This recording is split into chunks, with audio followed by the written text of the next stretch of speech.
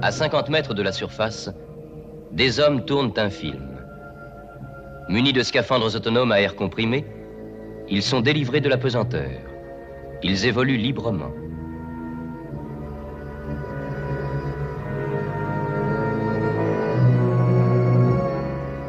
Pour faire ce film, ils ont promené leur caméra à travers Méditerranée, mer Rouge, océan Indien, golfe Persique, à la découverte d'un monde étrange, presque inconnu, le monde du silence.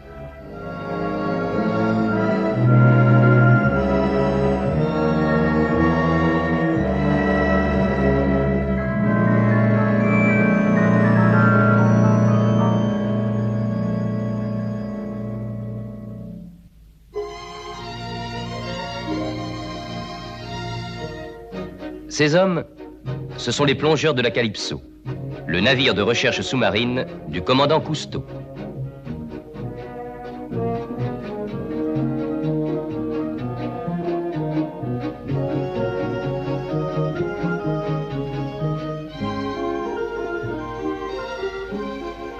Une plongée de plus. Avec Philippe Taillet et Frédéric Dumas, nous en avons fait des milliers depuis 20 ans. Car il y a déjà 20 ans que notre curiosité nous a entraînés sous la mer. Dumas et moi, nous avons vécu des centaines et des centaines d'heures en plongée. Notre enthousiasme, notre joie sont restés neufs comme au premier jour. Nous les partageons maintenant avec nos camarades de la Calypso. Le travail prévu à cette station est terminé. Falco enlève son scaphandre, nous allons appareiller.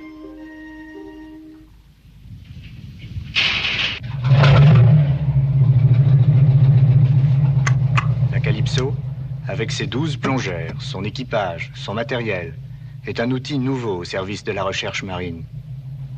À chaque mission, nous embarquons des savants et des spécialistes de l'université, du muséum, des laboratoires. Nous mettons en commun nos efforts et nos techniques pour explorer les profondeurs de la mer.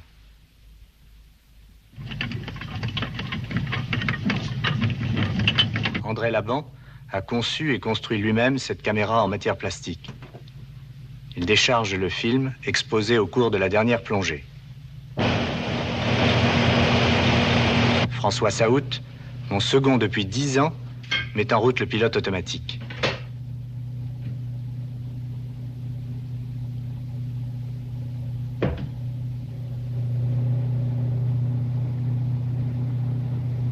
C'est lui qui prépare les traversées, qui orchestre notre vie quotidienne.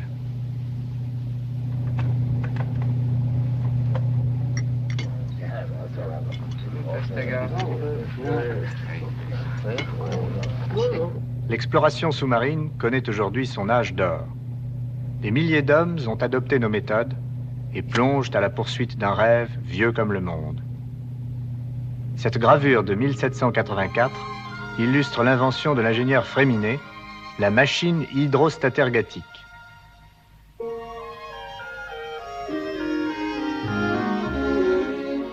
De nos jours subsiste un équipement vieux d'1 siècle, le scaphandre à casque. Nos amis des profondeurs, les pêcheurs d'éponges, s'en servent quotidiennement. La plupart sont grecs. Nous rencontrons l'une de ces balancelles qui ratissent la Méditerranée, de Gibraltar à la Corne d'Or. Cette fois, nous ferons les présentations sous l'eau. Un ordre à donner, un bahut à déplacer, une trappe à soulever dans le plancher de la cuisine, et voilà ouvert notre puits de plongée. Il traverse la coque en son milieu. Les plongeurs s'en servent pour se mettre à l'eau lorsque la houle est trop forte ou lorsqu'il fait trop froid. Grâce à lui, Dumas et Falco descendent sans attirer l'attention de l'équipage grec.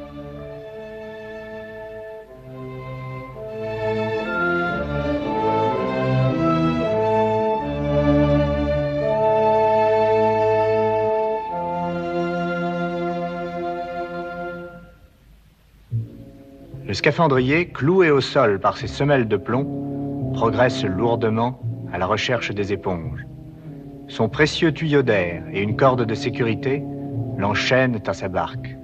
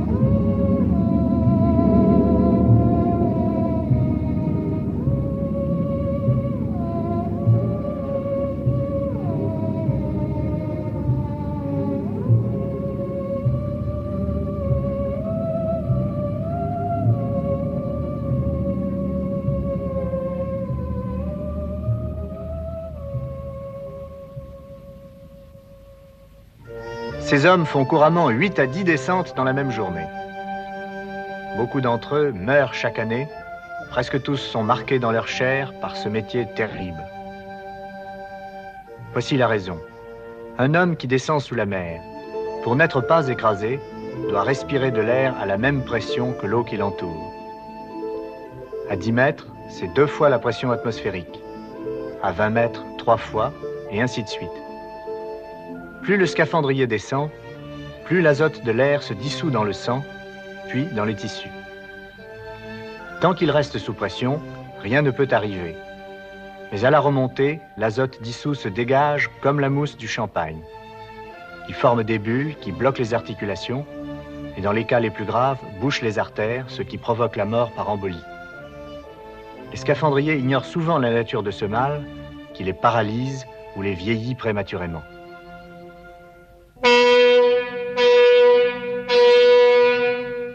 Nous sommes soumis au même danger qu'eux, mais nous sommes mieux armés pour les combattre. Préparez le caisson de recompression. Eh bien, là-bas, qu'est-ce qu'il y a? J'ai une légère douleur à l'articulation du genou. Ah, avec qui étiez-vous descendu? Avec Bébert. Qu'est-ce qui est arrivé, Bébert? Voilà les coupables. Tiens, porte-les à la cuisine. J'étais parti rejoindre la bande qui chassait la langouste. Et en suivant ses bulles tout le long de la falaise, je le voyais descendre à demi engagé dans une faille sombre. Il avait repéré des langoustes.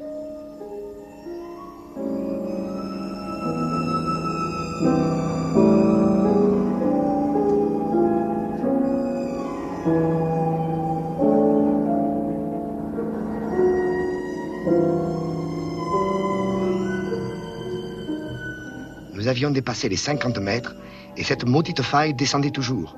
Nous approchions de la profondeur où l'air a un drôle de goût, où l'ivresse devient dangereuse.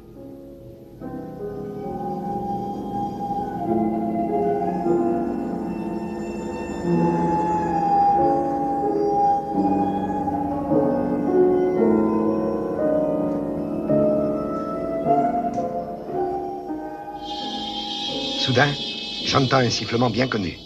Laban, à court d'air, a dû ouvrir sa réserve.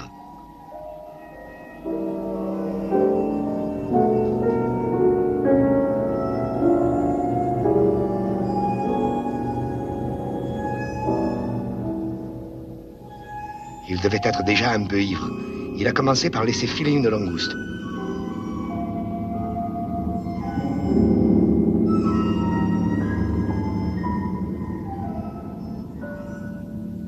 Jusque-là, ce n'était pas grave.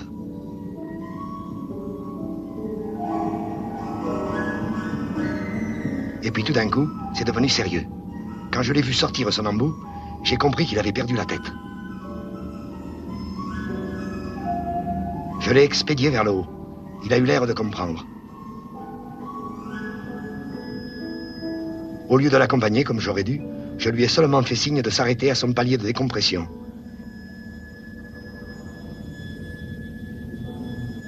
Il a dû sortir de l'eau le sang chargé d'azote.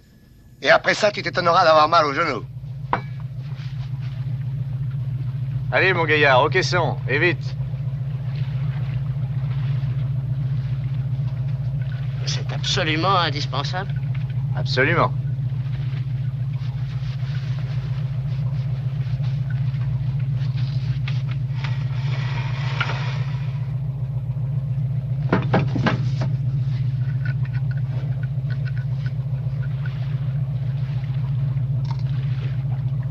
Passez-moi vos tables.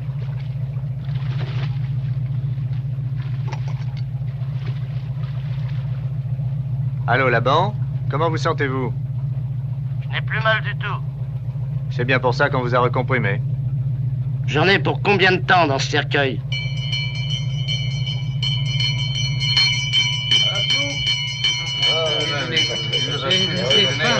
« 3 heures d'après les tables. Je vous confie au docteur, je vais déjeuner. »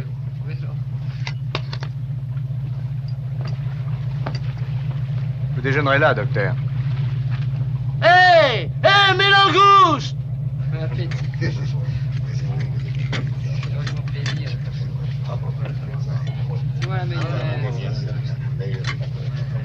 Ah ouais.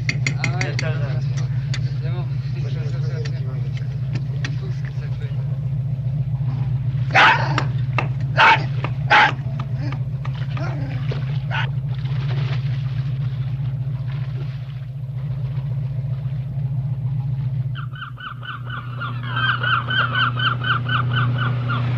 Nous approchons des tropiques. Quelques dauphins jouent devant notre étrave. Les dauphins ne sont pas des poissons, mais des mammifères assez proches du chien. Ils sont doués d'intelligence et d'humour. Ils rattrapent sans effort les navires les plus rapides.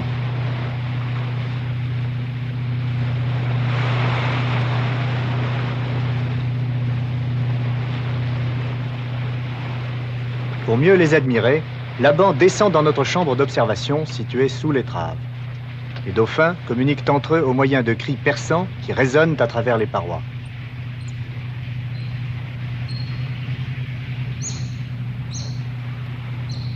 C'est jour de fête chez les dauphins. Ils sont venus par centaines. Nous n'en avons jamais tant vu.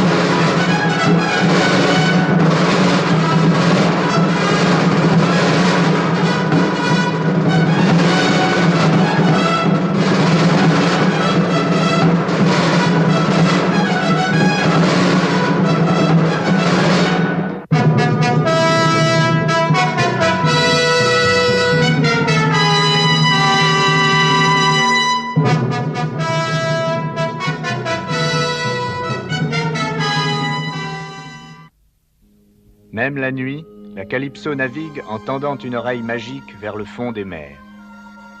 Notre sondeur puissant émet des ondes sonores dont l'écho est renvoyé par le fond. Les cris cadencés de la Calypso sont plus aigus encore que ceux des dauphins. Sur le graphique du sondeur, le trait supérieur représente la surface, tandis que la courbe tracée par le style reproduit le relief du fond. Si l'on augmente beaucoup la puissance du signal, des échos réguliers sont enregistrés en pleine eau, vers 400 mètres de fond, renvoyés par une ou plusieurs couches d'origine mystérieuse. L'existence de ces couches pose des problèmes aux savants du monde entier. Pour contribuer à résoudre ces problèmes, le professeur Edgerton a construit pour nous des caméras automatiques capables de descendre à 2000 mètres. Elles contiennent 30 mètres de pellicule cinématographique. En 3 heures d'immersion, à raison d'un flash électronique toutes les 15 secondes, l'appareil prend 800 photos. Nous en avons déjà pris plus de 25 000 sous 7 mers et 2 océans. Ces couches inexpliquées existent dans toutes les mers. Leur profondeur moyenne est précisément celle où vont les baleines pour se nourrir. Sur le graphique, On suit parfaitement la descente de la caméra, elle disparaît dans la couche. Nous stoppons le treuil. 300 mètres sous nos pieds, des éclairs périodiques embrasent la nuit des profondeurs. Nous développons les clichés à bord et les agrandissons aussitôt. La plupart évoquent un ciel d'étoiles.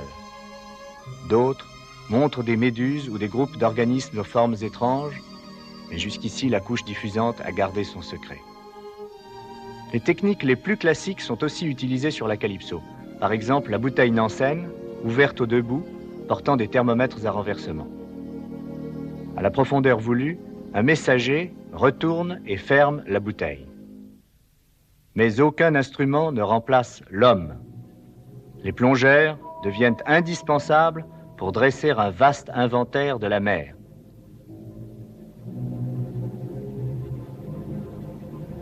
Dumas et Falco sont partis explorer la zone crépusculaire, au pied d'une falaise de corail.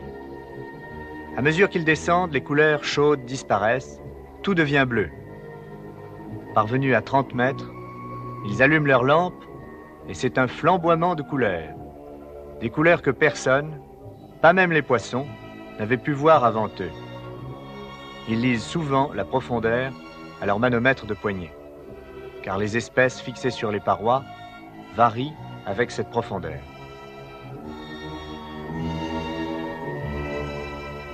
Plus ils s'enfoncent, plus les bruns deviennent chauds, plus les rouges sont violents.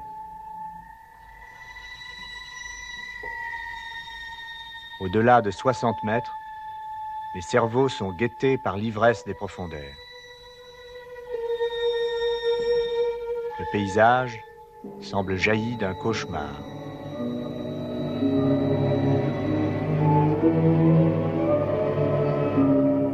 Ils continuent pourtant et atteignent 75 mètres. Voici les images les plus profondes qui aient jamais été tournées. Il ne faut pas aller plus bas. Il ne faut pas rester longtemps. Ils remontent. Leurs cerveaux s'éclaircissent aussitôt.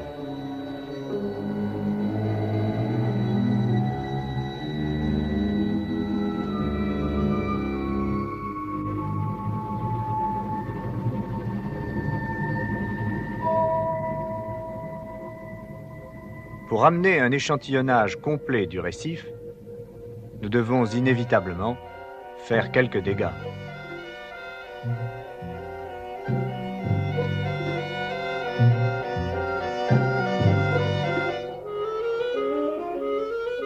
Dans les jardins de coraux, il y a des buissons d'anémones venimeuses. Elles dévorent les poissons qui se risquent à leur contact empoisonné. Ce sont les orties de la mer. Mais elles ont des protégés qui usent de leur hospitalité au moindre danger. Voyez l'excitation de l'un d'eux, ce petit clown jaune, partagé entre la crainte et la curiosité.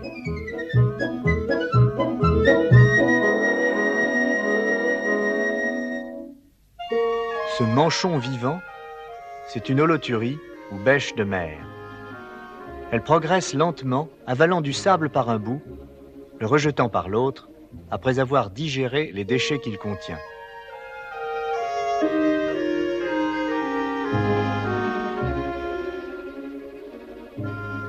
Mais sa cavité intestinale sert de refuge à des poissons en forme d'anguille, les phyrasphères, qui ont le privilège d'entrer et de sortir en échange d'on ne sait quel service. Dans les récifs de coraux, les biologistes utilisent la dynamite.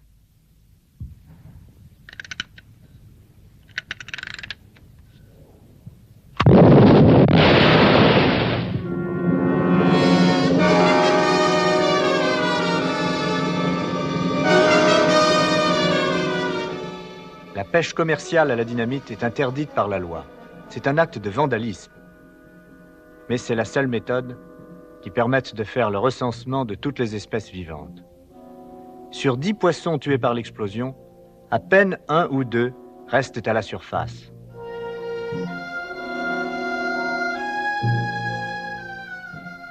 La plupart coulent.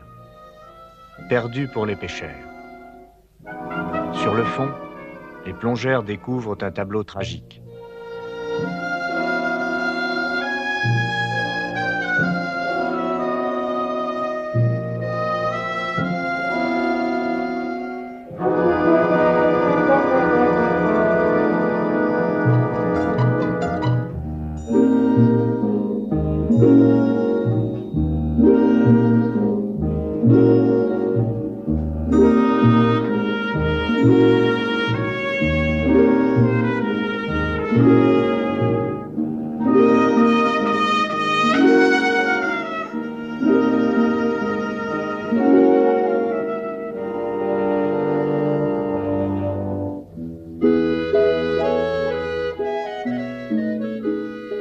Au moindre danger, les diodons se gonflent. Ils deviennent si gros qu'aucun agresseur ne peut plus les avaler. Mais leur ruse est impuissante contre la dynamite.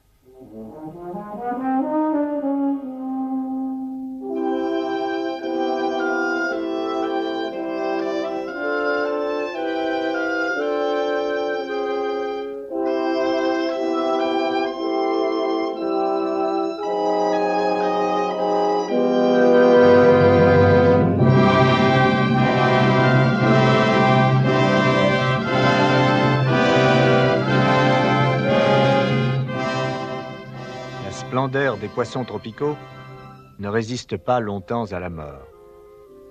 Leurs couleurs sont déjà presque éteintes lorsqu'un naturaliste les plonge dans le formol.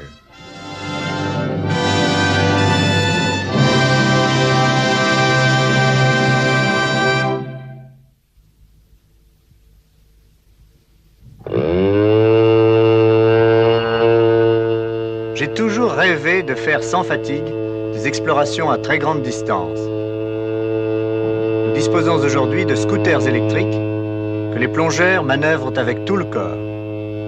Ils ont 1 heure d'autonomie. Ces scooters nous ont permis d'augmenter considérablement notre rayon d'action.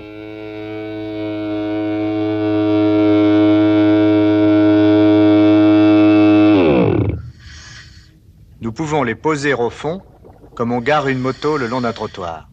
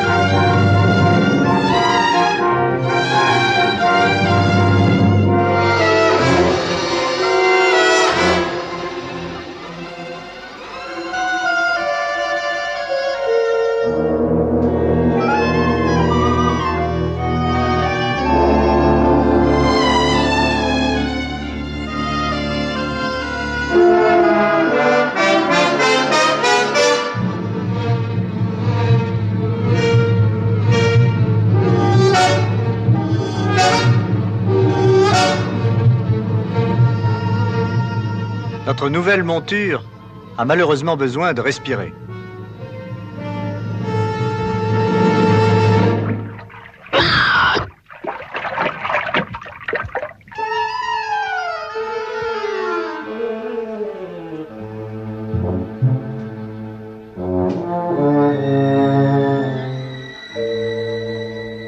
D'habitude, les tortues de mer peuvent rester 1 heure sans respirer.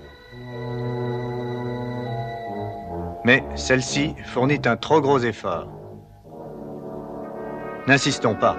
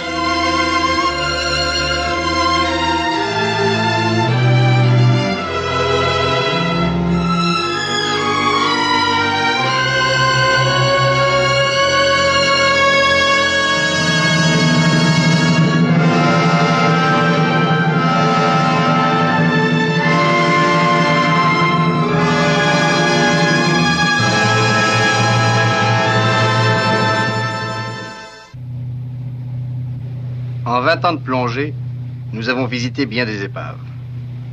Celles qui crèvent encore la surface ont été pillées par les hommes avant d'être détruites par la houle. J'ai plongé sous ces chaudières rouillées, mais il n'y a plus rien. Elles sont complètement démolies. Toutes ces épaves à demi immergées, ça ne vaut rien. Je n'ai jamais vu de bien conservé par moins de 20 mètres de fond. Un cargo anglais coulé en 1942, quelque part dans le chenal, par 30 mètres de fond. Aucun survivant, position mal déterminée. Il faut le trouver. C'est l'histoire de l'aiguille dans une meule de foin. Mais ça vaut la peine. Appelle Laban chez lui. T'es cher. Lancez l'échosondeur et le radar. Allô, Laban? Voulez-vous venir à la passerelle? Oh! Vous mouillerez le chaland à la pointe du récif.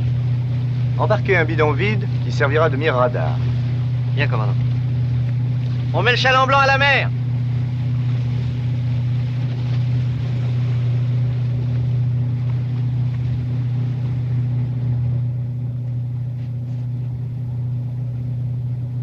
Le naufrage a dû avoir lieu quelque part dans ce secteur.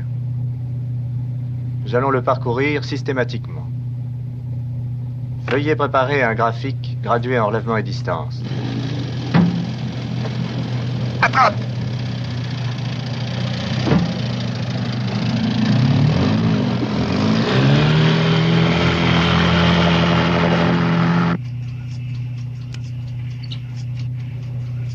Tu vas pouvoir lire le fond à 10 cm près.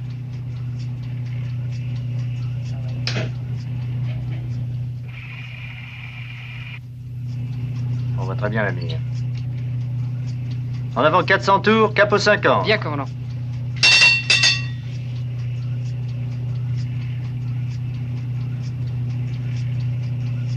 Un 1000 dans le 60.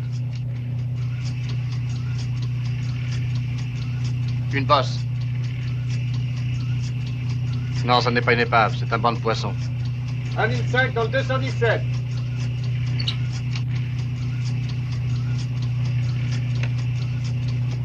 Viens au 150, on change de ligne.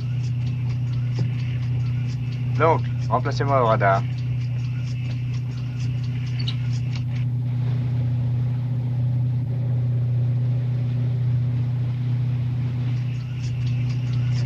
Et si tu descendais dans la fosse étrave? Oui, si tu veux.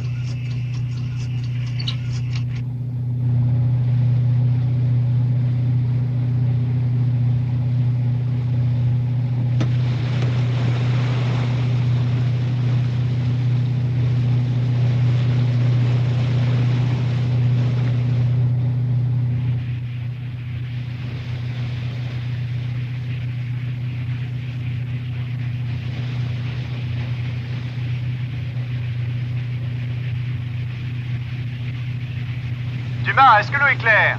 Assez clair, oui. Bon, je reste à l'écoute.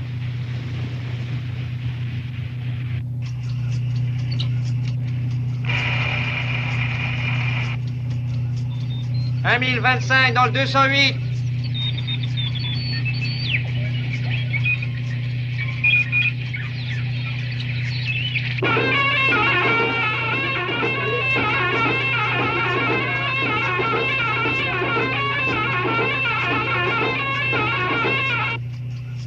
1002 dans le 210. »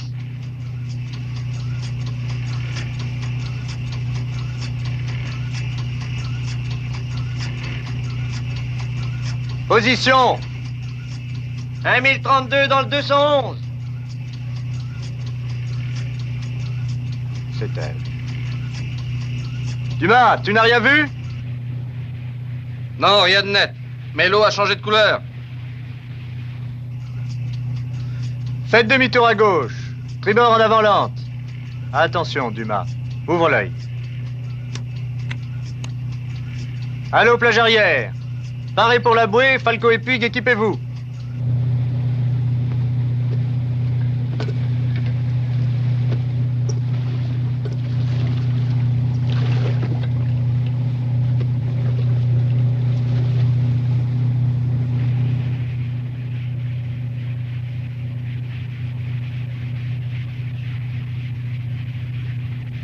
La voilà, j'ai vu la mâture.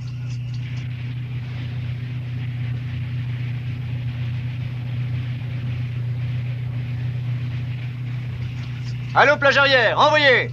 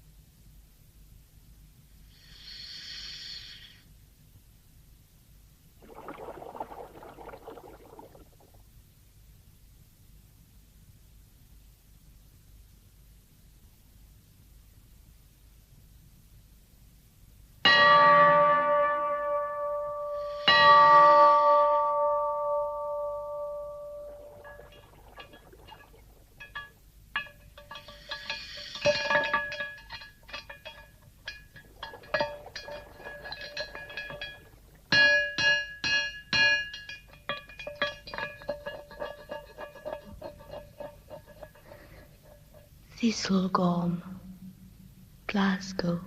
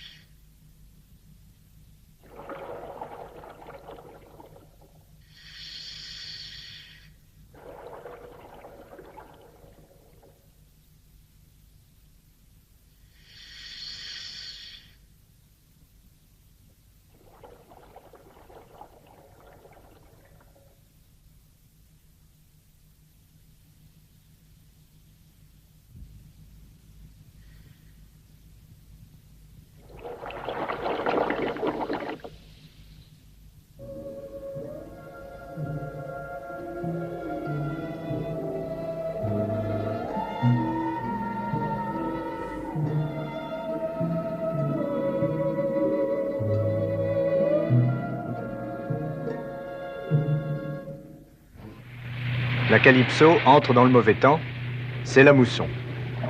Pendant plusieurs jours, nous allons tanguer, nous allons rouler sans répit.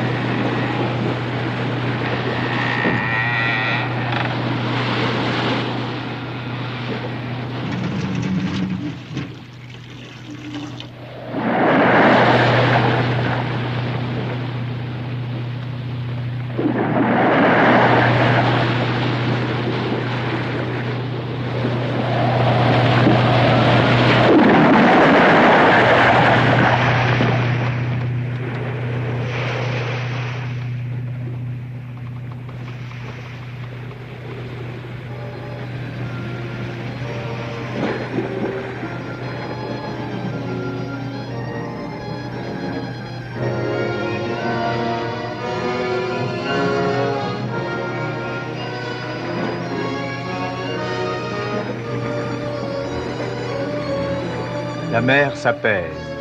Nous quittons les vents de mousson pour entrer dans les calmes équatoriaux. Pas une terre depuis 10 jours, pas un bateau sur cette mer vide, seulement des poissons volants. Chaque nuit, des dizaines d'entre eux s'écrasent sur le pont, éblouis par nos lampes. Au petit jour, l'homme de quart n'a qu'à se baisser pour ramasser toute une friture. Entre nous, les poissons volants, c'est délicieux.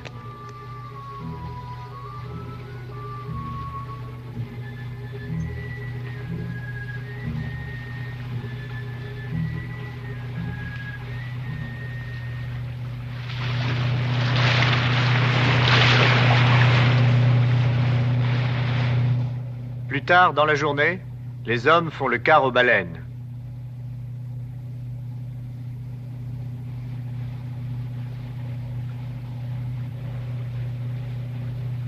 Baleine! Attention, elles vont sonder!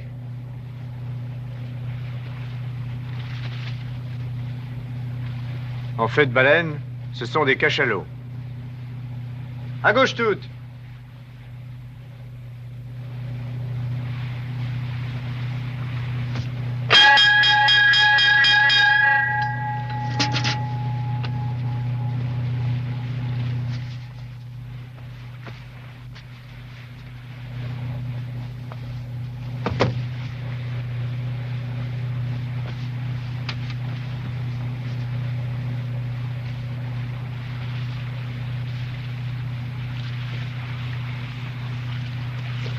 Saout descend sur la plateforme d'étrave. En 20 ans de navigation, il n'a jamais eu l'occasion d'approcher des animaux de cette taille. Ils ne sont vraiment pas farouches. Chez les Saouts, on est pêcheur de père en fils. Avoir sous son nez des baleines de 20 mètres de long, il y a de quoi réveiller un instinct vieux comme le monde.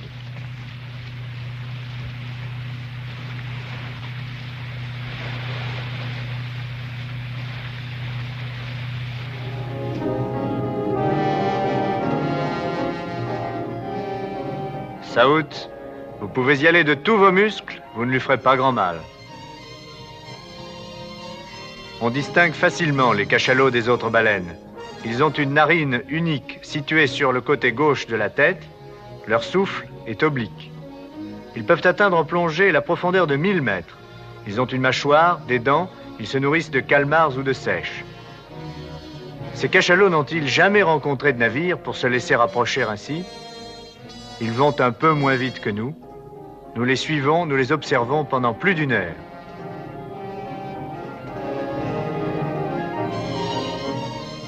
Vite, la barre à droite, là-bas! À droite, toutes.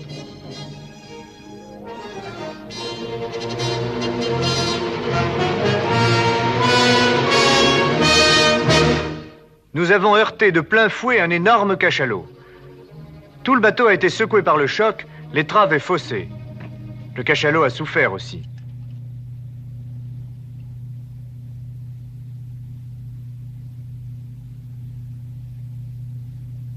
Je n'en crois pas mes oreilles. Le géant blessé pousse des cris de souris. Ses compagnons ne cherchent pas à fuir. Ils se serrent contre lui, le soutiennent de leur mieux. Les cris de la malheureuse bête s'entendent sous l'eau de fort loin, et de tous les coins de l'horizon, des petits groupes de cachalots répondent à l'appel de détresse. Ils nagent vers leurs camarades en difficulté, méprisant ostensiblement le danger que nous sommes. Bientôt des familles entières, mâles, femelles, jeunes de l'année, se rassemblent. Nous comptons jusqu'à 27 cachalots. Nous suivons le troupeau à vitesse réduite, très émus par leur solidarité. Sous nos yeux, l'incident va tourner au drame. Un bébé cachalot, qui n'a que 6 mètres de long, se détache du groupe, imprudent comme tous les gosses. Il se retourne en jouant le long du bord. Ça y est, il passe en plein sous la coque.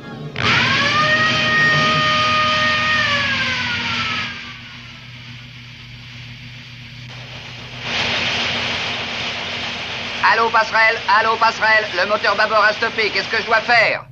Relancez dès que possible. La pauvre bête a été lacérée par les pales d'hélice. Les entailles sont profondes. Nous sommes consternés.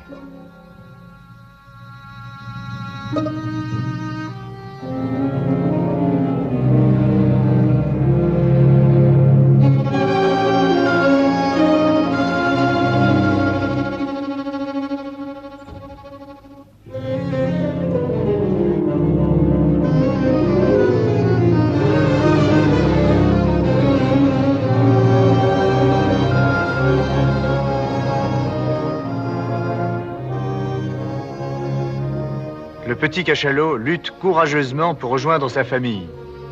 Il y parvient et nage encore quelques instants avec les siens.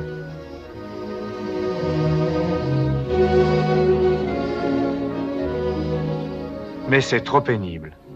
Épuisé, il abandonne. Il se laisse dériver. Il faut abréger ses souffrances.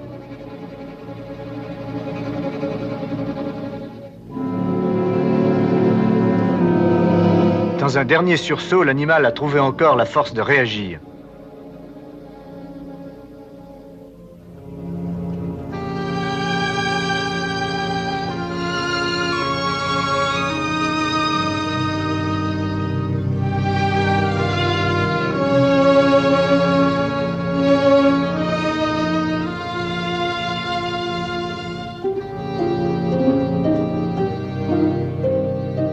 Nous le déhalons de l'avant à l'arrière, nous l'amarrons solidement par la queue, et Dumas l'achève d'une balle dans la tête. Mais nous ne sommes pas les seuls témoins du drame. Le sang attire un requin, puis 2, puis 3, des petits et des gros, des bleus et des gris. D'où sortent-ils, ces requins? Nous sommes loin de toute côte, et il y a 5000 mètres d'eau sous notre quille. Bientôt, ils seront 30, à rôder avec insolence. Pour nous, plongeurs, les requins, c'est l'ennemi mortel. Nous en avons souvent rencontré, mais nous n'en avons jamais tant vu à la fois.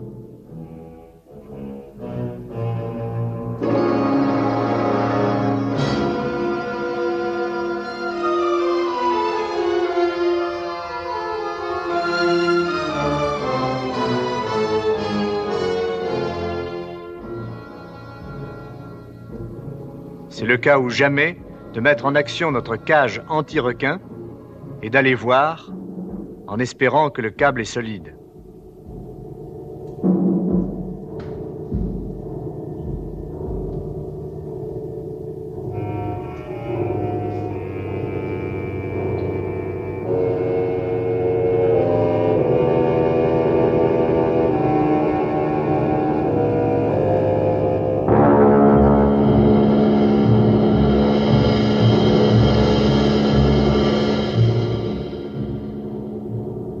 La ronde infernale des requins autour de leur proie. Si des hommes l'ont déjà vu, ils n'ont pas vécu pour le dire. Un cachalot mort ou un homme à la mer, pour les requins, c'est la même chose. la ronde dure des heures. Les seigneurs requins sont accompagnés de rémoras ou poissons ventouses qui se collent à eux et se font transporter sans fatigue, ainsi que de poissons pilotes rayés verticalement.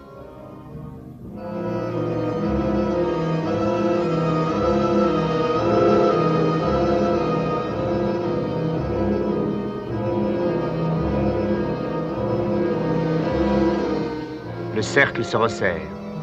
Les squales viennent renifler leur proie. Ils semblent la caresser du museau. Ils la frôlent 100 fois.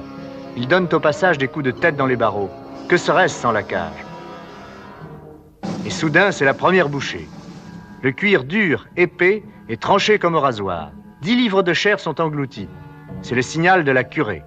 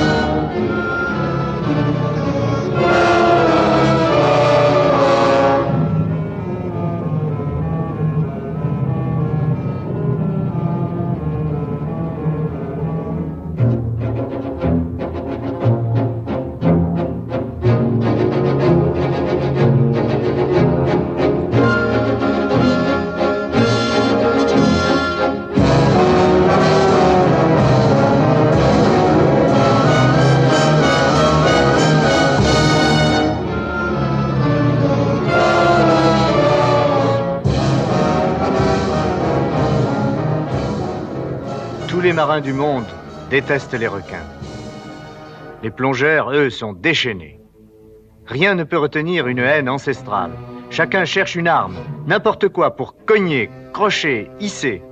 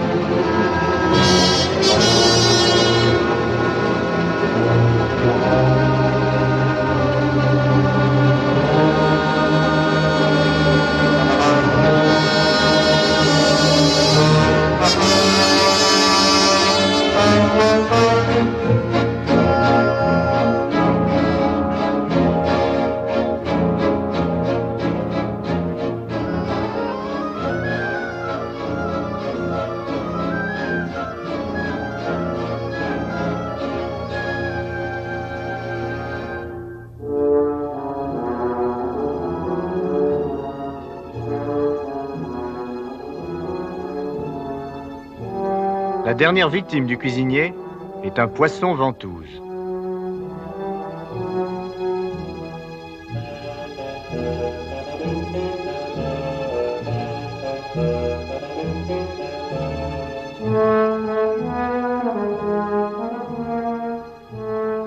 Après ces heures épuisantes, nous reprenons la route. Il n'y a plus un souffle d'air. Une chaleur de plomb terrasse les hommes. La traversée a été longue. La terre ne peut plus être loin maintenant. Nous l'attendons tous avec impatience. C'est meilleur en bas.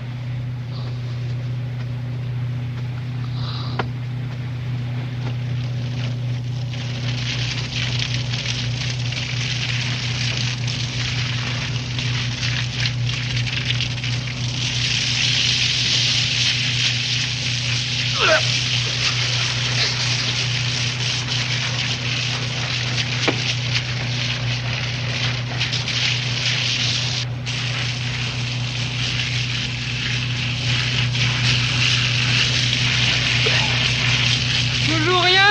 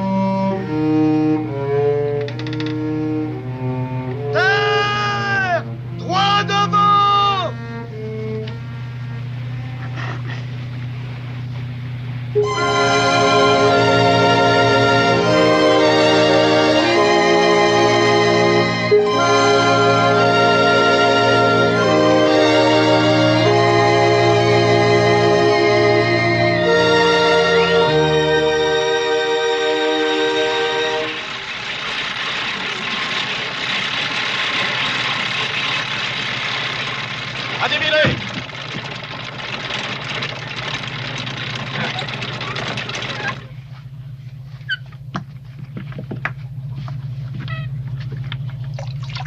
Choqué.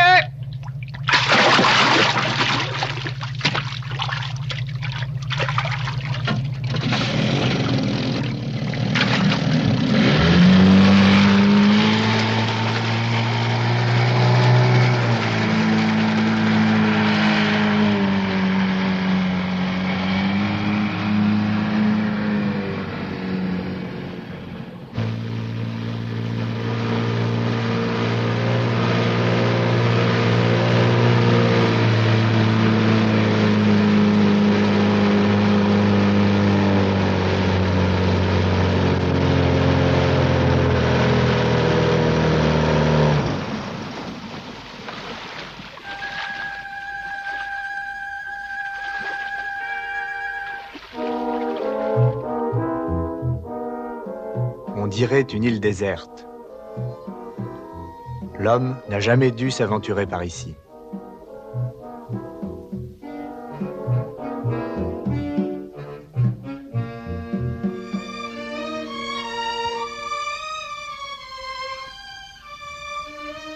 C'est une tortue géante. On ne les trouve plus que dans 2 endroits au monde. Mais dans notre île perdue, il y en a des milliers. Ces monstres préhistoriques sont végétariens.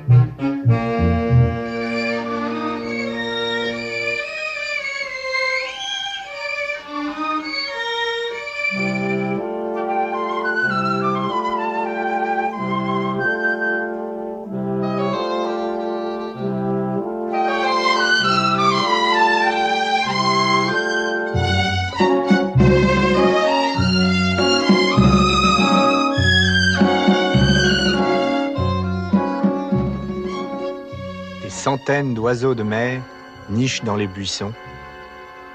Les crabes des cocotiers rampent dans le sable.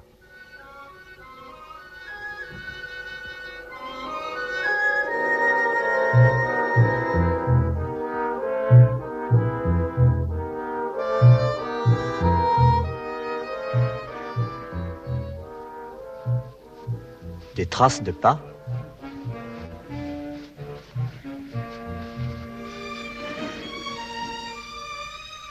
On dirait qu'un char d'assaut a débarqué sur la plage. Que se passe-t-il? Bonjour. Bonjour, monsieur. Qu'est-ce que vous faites? Moi, qu'à chercher des œufs. Des œufs? Si, tortue d'hiver vini pondre la nuit là. Il y en a un millier, des milliers autour de l'île. C'est l'époque de l'amour.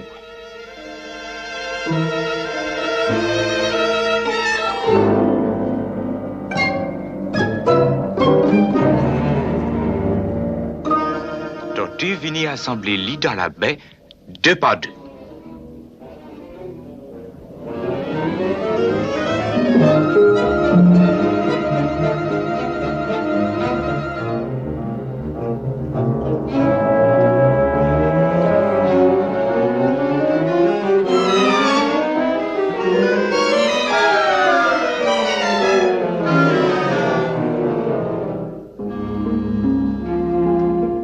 La nuit, fumelle qu'a monté à sur la plage, le sable, il chaud encore. Les qu'a fait un nid, et puis, les qu'a creusé un puits pour les œufs. Les pattes qu'a faire comme on cuillait. Il faut que le puits, il soit très profond. Sans ça, crabe des cocotiers vini manger les œufs.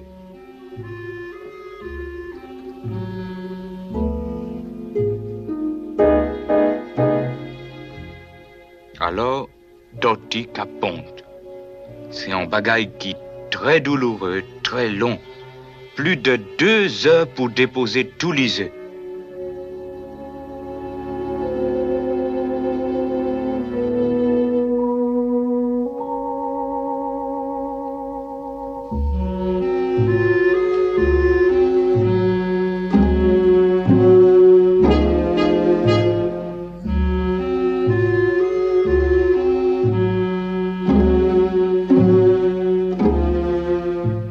Quand les finit pondre, les qu'a couvrir ni là et puis du sable. Les qu'a caresser li tout douce, tout douce. Et pourtant, peut-être jamais tortilla qu'a revoir piti ali.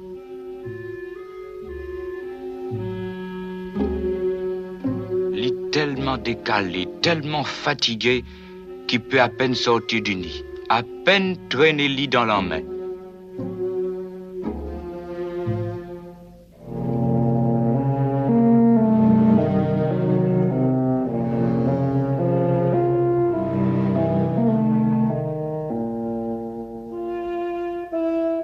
Ali qu'a pleuré tout bonnement, les larmes qu'a coulé. Tini moun qui qu'a dit que c'est le vent qui qu'a fait pleurer li. Mais moi qu'a pensé c'est la douleur.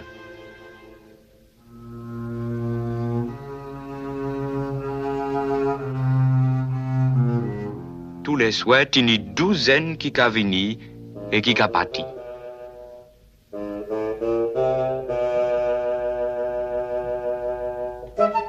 2 mois après, le sable a bougé tout partout. Petite tortue sortit tête à lit.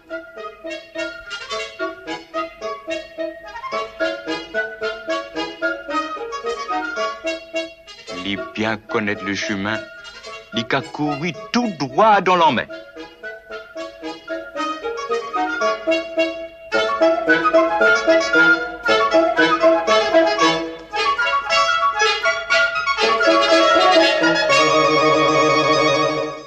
Jamais aucun navire n'avait mouillé contre ce récif perdu. Les poissons du voisinage sont venus voir les intrus. Ils les ont d'abord vus à travers la surface. Comment leur prouver notre amitié? En leur portant à manger. Delmas, un sac de viande à la ceinture, va tenter l'expérience.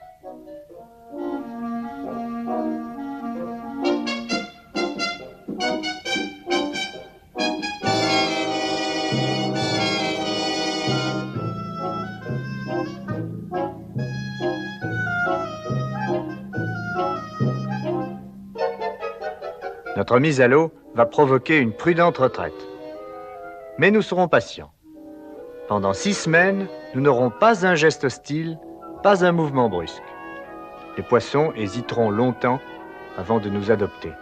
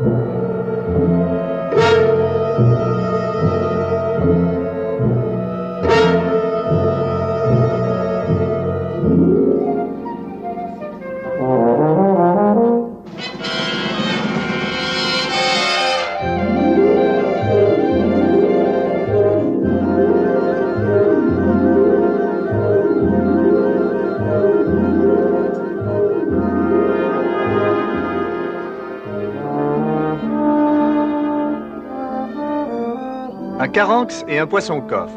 Quoi de plus dissemblable? Le caranx vit en pleine eau, le coffre habite dans des trous de corail dont il sort rarement. Voilà pourtant une vraie paire d'amis. L'amitié d'un homme et d'un poisson serait-elle plus insolite?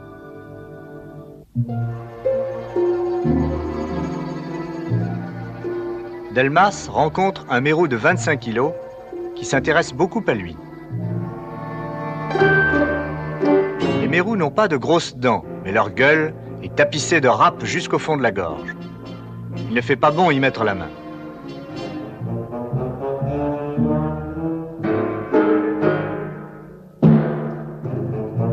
À vrai dire, l'homme et le poisson ne sont pas plus rassurés l'un que l'autre.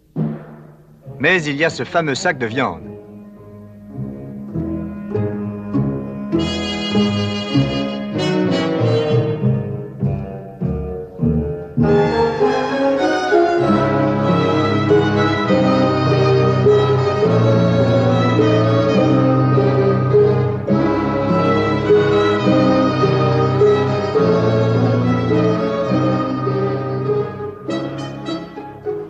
Mais non, pas le sac. Cette fois, ça y est. Il est devenu notre ami. Les plongeurs l'ont baptisé Jojo.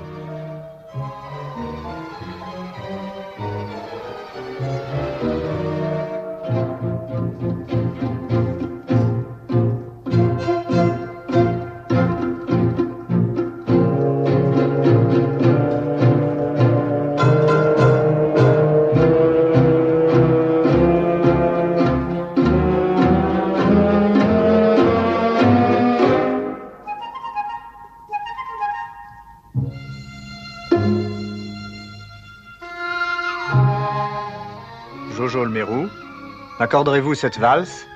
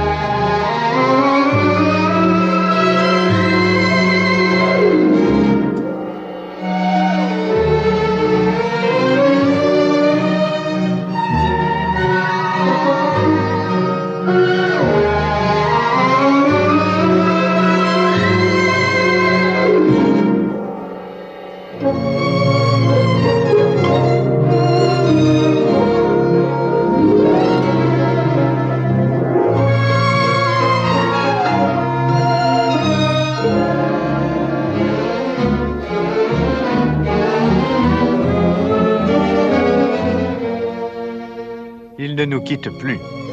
Les plongeurs font leur palais de décompression. Jojo vient leur tenir compagnie. En 20 ans de plongée, je n'ai jamais rencontré un poisson aussi familier.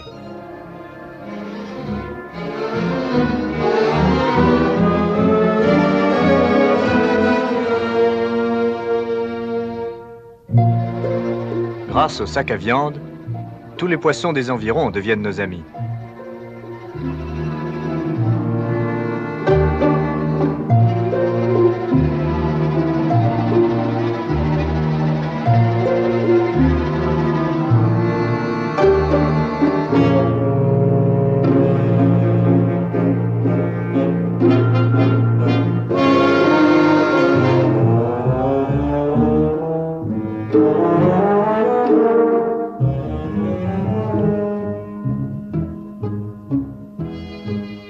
La gourmandise de Jojo est sans limite.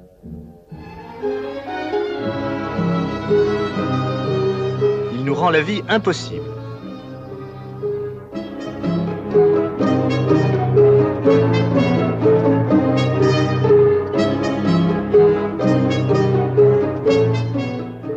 Que faire?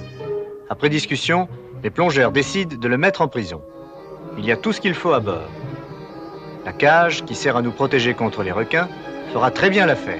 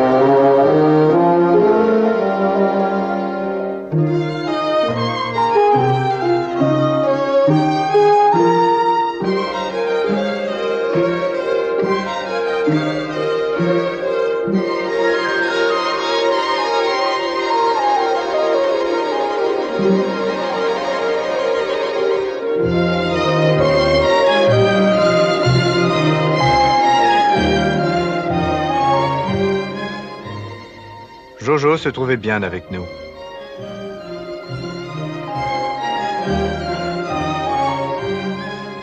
Nous l'avons quitté avec regret.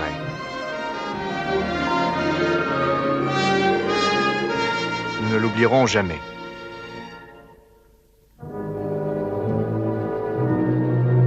Le moment est venu de lever l'ancre, de nous séparer de nos étranges amis.